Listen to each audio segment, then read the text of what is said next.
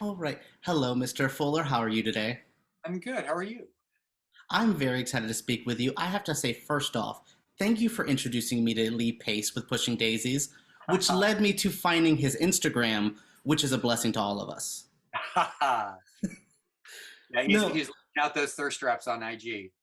it's quite amazing. I'm always just like, oh, beautiful. But I'm so excited to speak with you. You've been kind of a figure in my pop culture loving life for quite some time, and now with Queer for Fear, it feels like a mix of all of it now together.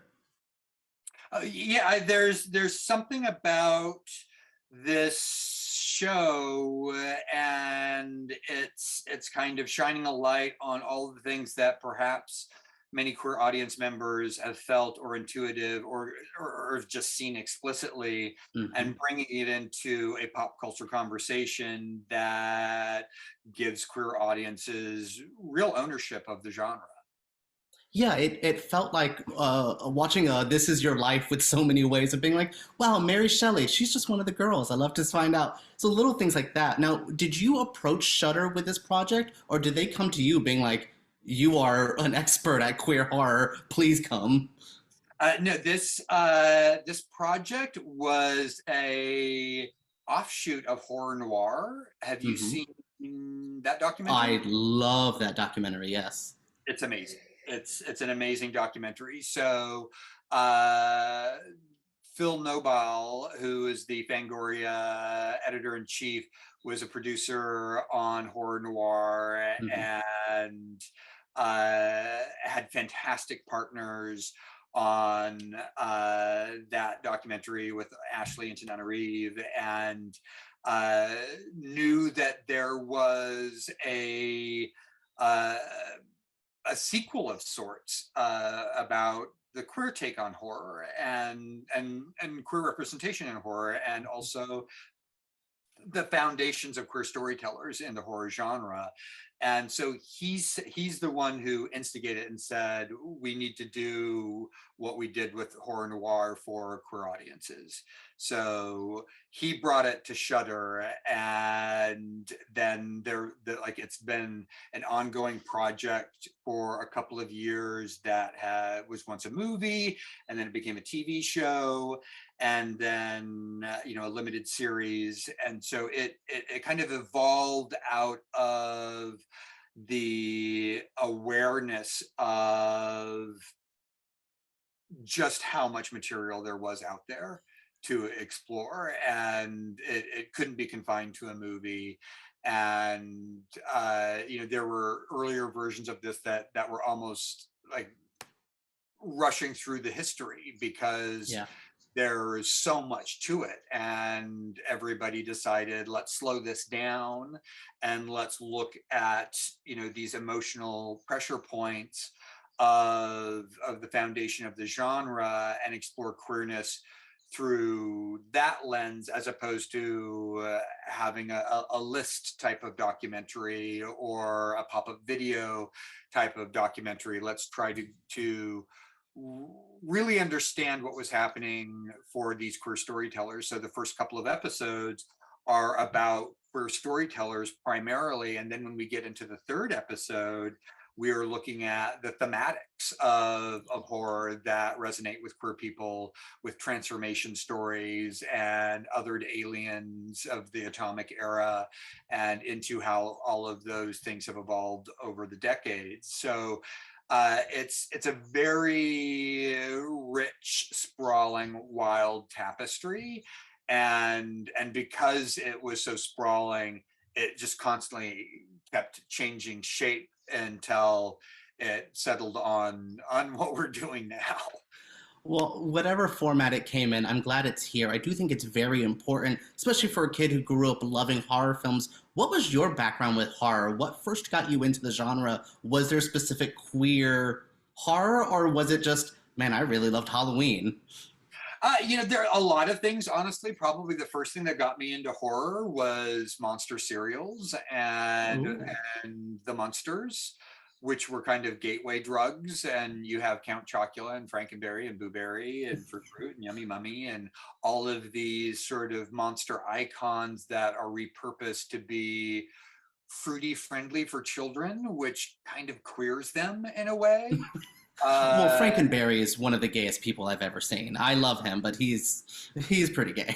yeah, Frankenberry is definitely reads as queer. Uh, Yes. and I would say that my first horror stories were kind of cultivated for children, and of course, Wizard of Oz is a horror movie that's deeply queer, and I think the first kind of personal relation with a horror story where I saw myself as opposed to enjoying the characters and the sort of fruity personifications, whether it's Herman Munster or Frankenberry, was when I saw The Shining. And I Mm. saw it when I was 10 years old. And I grew up in a violent home with an abusive father. And I saw this kid who was extra sensitive and whose father wanted to destroy them because of their extra sensitivity. And I profoundly related to that in a Wow. way that it became medicinal, because I knew if Danny Torrance could survive his situation, I could survive my situation. So that's what horror, I think, can provide for audiences, particularly some queer audiences who may not see themselves in any other way in a narrative, but can see themselves in a character who's trying to survive.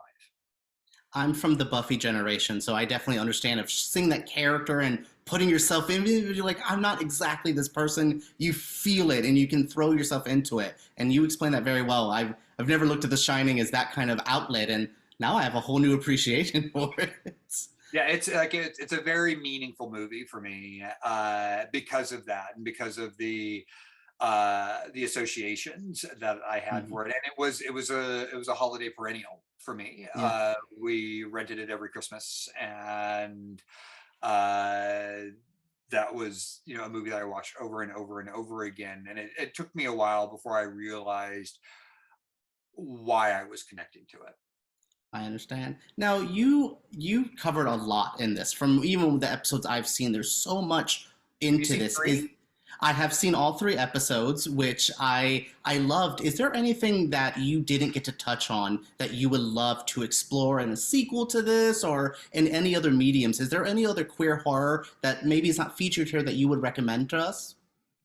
Yeah, there's a ton, because this is like the first season is really about uh, the foundations, Mhm. both in terms of the queer people telling these stories, the people who like to work with queer people, and also the when you get into episode 3, it's the thematics that we Yeah. all that resonated with us, whether it's a transformation story or feeling that there is something dangerous within us that is scary for society and scary for us.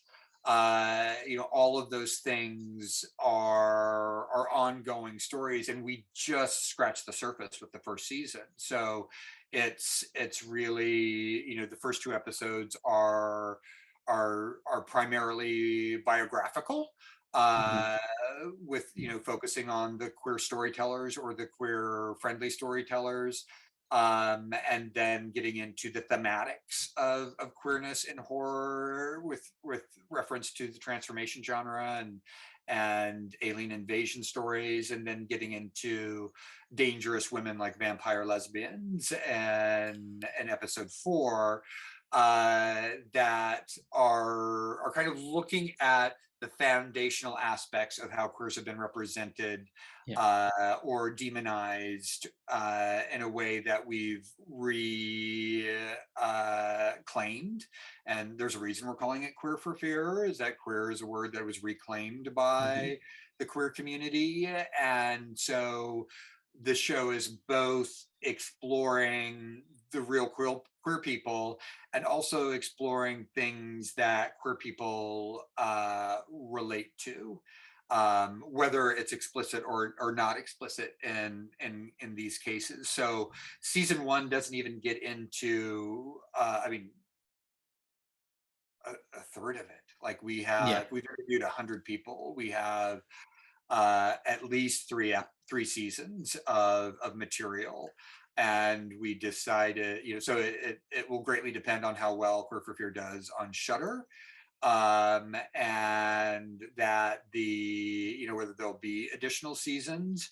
But it was a creative choice that we had to make in order to tell the stories as effectively with as much emotional buttressing as we can, because there's just so much material and so much to cover. We don't get into religious horror of the 70s, and we have episodes after that. We had, going through all of the material, we sort of developed all of these different stories and all of these different pods, and slowly started like removing pods to focus episodes. And so there's all of these scraps that are pertinent and important, but are, if we were going to tell all of them, I don't think we could have told the story as well. Yeah. So we're hoping that there will be, runway ahead of us to continue to tell more of these stories, because we certainly have the interviews and we certainly have the material, and a lot of great stuff did not make it into season 1, and I think season 2 will be, if we're fortunate enough to have a season 2, fingers crossed, we'll be, getting into what happened with the queer revolution, what happened post Stonewall, how queer narratives changed, after those tent pole events, that were kind of telling stories, from literature in the 17th and 18th century up through the 1960s. And a little bit of how some of those narratives in the 40s, 50s, and 60s kind of continued into the 80s, but we really don't get into the modern era. And I say modern, thinking of my childhood of the 80s, but there's something, there's so much more to be told than the 4 episodes that we have, but we just made the creative choice to move through history with a greater emphasis on landing on an emotional story when we can, for instance, with Oz Perkins, or great sequence there. Yeah, it's perhaps my favorite interview that we did. Oz was incredibly generous with his time and his story and his father's story, and hadn't shared it to that degree of rawness before, and that could have been an entire episode in and of itself. And there's part of me that wants to go back and sort of take these segments that may be 20 minutes long and expand them into 30 or 40 minutes, because there's just so much more material to fully explore what was going on with those people's lives. So it's been an interesting evolution, this whole documentary. What started as sort of like roller skating through the Louvre, but not really like stopping and staring at the Mona Lisa for a time, and then deciding that what, we really need to take off our roller skates and sit in front of this painting for a moment and talk about it. Well, I'm glad you did. Thank you so much for speaking with me. This was a very important documentary. I think so many people are going to like it, and I hope to see way more of it. So thank you again for speaking with me. Thank you, EJ.